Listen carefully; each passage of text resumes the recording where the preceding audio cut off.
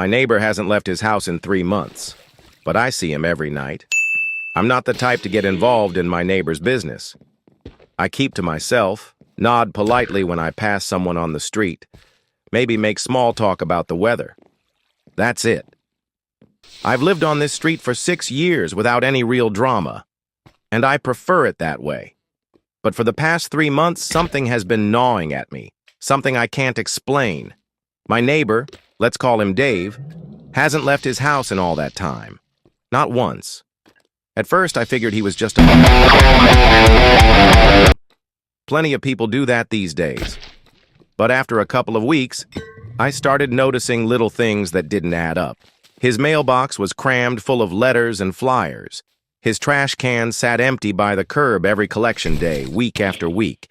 Even his car, an old blue sedan, hasn't moved an inch since early June. Still, there were signs of life.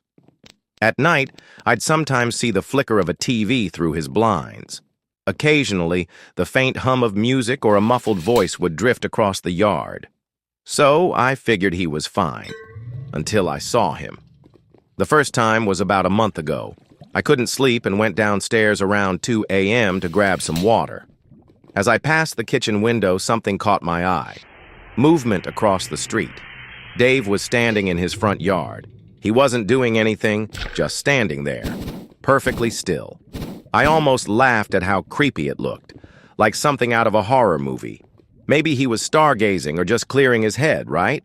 I told myself it was nothing, but then it happened again, and again. Every few nights I'd glance outside and there he'd be.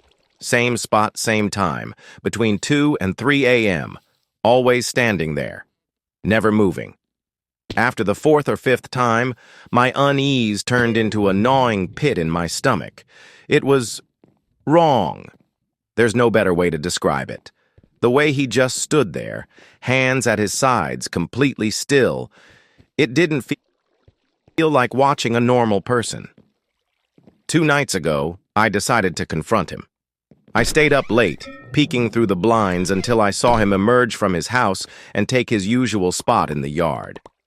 My heart was pounding as I slipped on my shoes and crossed the street. "Hey, Dave," I called softly. "Everything okay, man?"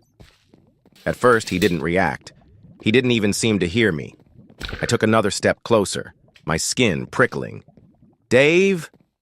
His head twitched, just slightly. And then, without warning, he sprinted back into his house. No words, no explanation. Just turned and bolted like